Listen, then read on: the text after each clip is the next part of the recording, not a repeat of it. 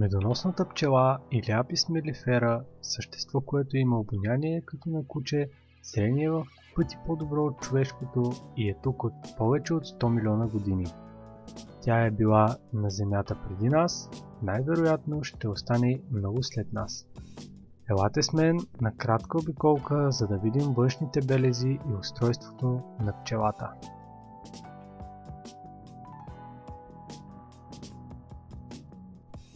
Медоносната пчела е един от 20 000 вида пчели, които се срещат на нашата планета.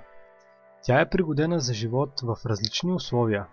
Повечето от жизнедеятелността й се прекарва на тъмно, където тя отглежда поколение и складира храната си. Също така издържа на студ, храни се предимно с мед и прашец, набавяйки се от тях въглехидрати и протеини, чрез които поддържа жизнените си функции. Пчелата няма кости, а външна обвивка, наричаща се екзоскелет, която е изградена от хитин, който е много твърд материал и предпазва меките й тъкани. Устройството на пчелата може да се раздели грубо на три основни зони: глава, торс и коремче. Върху главата на пчелата се намират основните сетивни органи. Тя разполага със сложни фасетни очи, които са два броя от страни на главата. Съставени са от хиляди малки лещи, които осигуряват широко зрително поле и позволяват на пчелата да възприема ултравиолетовата светлина. Тези очи са пригодени за разпознаване на цветовете. С тях пчелите се ориентират по-лесно в околната среда и намират храната си. Също така на главата са разположени и 3 на брой прости очи. Пчелата има и още очи на главата си. Общо те са 5. Тези очи, простите, улавят интензитета на светлината, или с други думи казано, с тях пчелата може да засича ъгъла, под който падат слънчевите лъчи, което от своя страна прави навигационната система на пчелата доста развита и прави пчелите доста добри в ориентацията. Особено в условията на слаба светлина, каквато има в кошера, те се ориентират доста добре, без никаква светлина вътре. Както знаете, живеят си в хралупи, живеят си в доста затворени пространства, където не влиза никаква светлина или почти никаква, но пчелите успяват да си живеят без никакъв проблем и да се ориентират вътре между питите и всичко.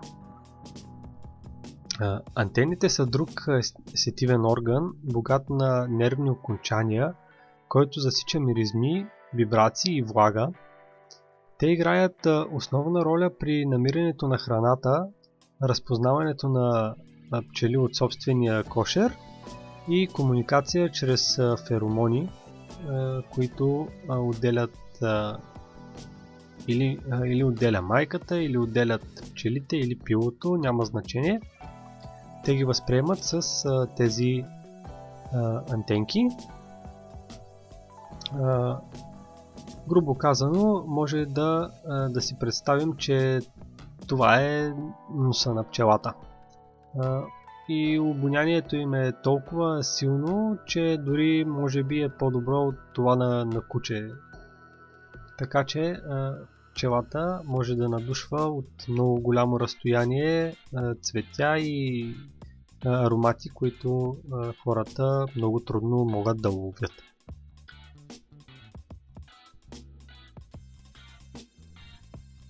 Най-отдолу на главата е разположен устния апарат, който се състои от горна и долна устна, хоботче и мандибула или долна челюст.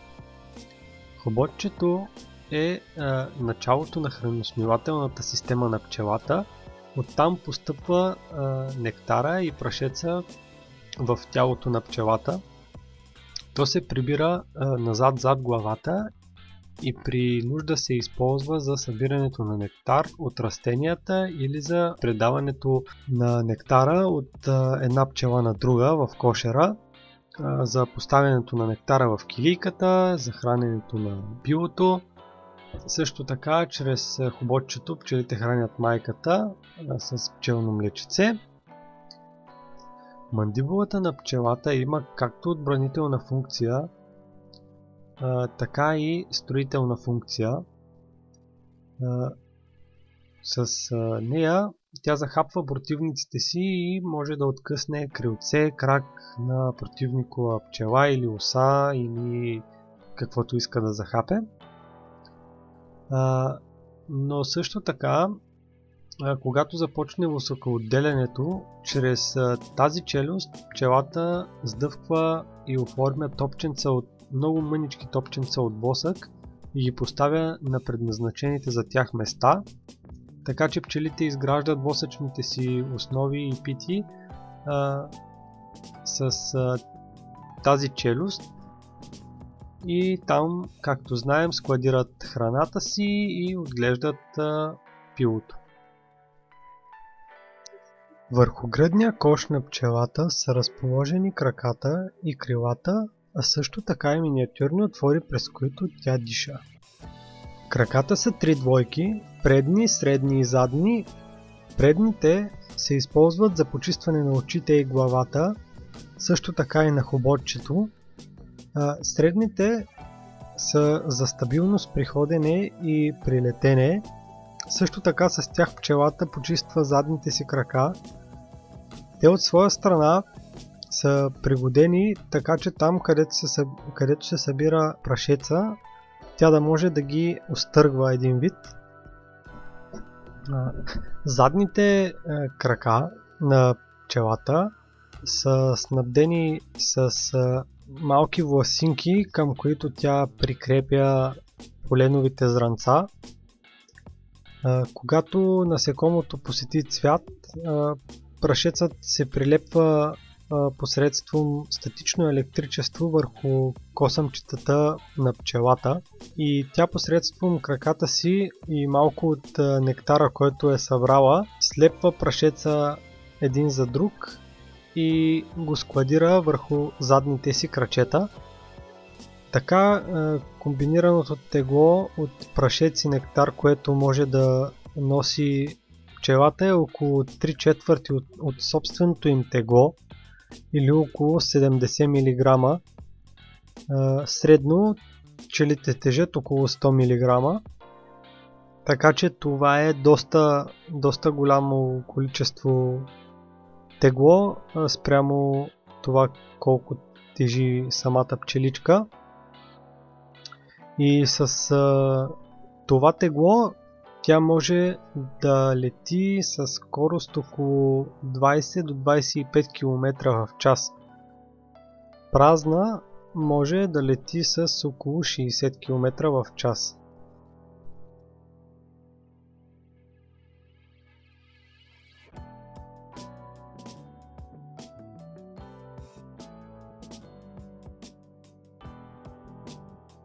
Крилата на пчелата са разположени от страни на гръбчето, като от всяка страна има по едно голямо и по едно малко крило. Когато пчелата не лети, двете крила са едно върху друго, за да бъде по-ергономична при движението си в кошера, но иска ли да полети обаче, тези крила се разгъват и се закачат едно за друго, създавайки по-голяма площ и подебна сила. Така тя размахва с криле около 200 до 230 пъти в секунда, което я поддържа в полет и предотвратява това тя да падне на земята. С тази скорост тя надминава дори колибритата, които не могат да размахват толкова бързо крилете си. Дупчиците, през които пчелата диша, са много миниатюрни и незабележими с човешко око. Те са разположени отстрани на гърба и върху коремчето. На гърба има 3 двойки дупчици, а на коремчето има 6 двойки дупчици. На коремчето също е разположен и жилещия апарат. Той е скрит в задната част и има хитинова обвивка, която го прикрива. Пчелата може да изважда и да прибира жилещия си апарат, когато тя си поиска. Но самият жилещ апарат е снабден с кукички, така че когато пчелата ожили, самият жилещ апарат с самата отровна турбичка се откъсва от тялото на пчелата и по този начин я обрича на смърт, понеже се разкъсва самата им вътрешност и пчелата след известно време умира.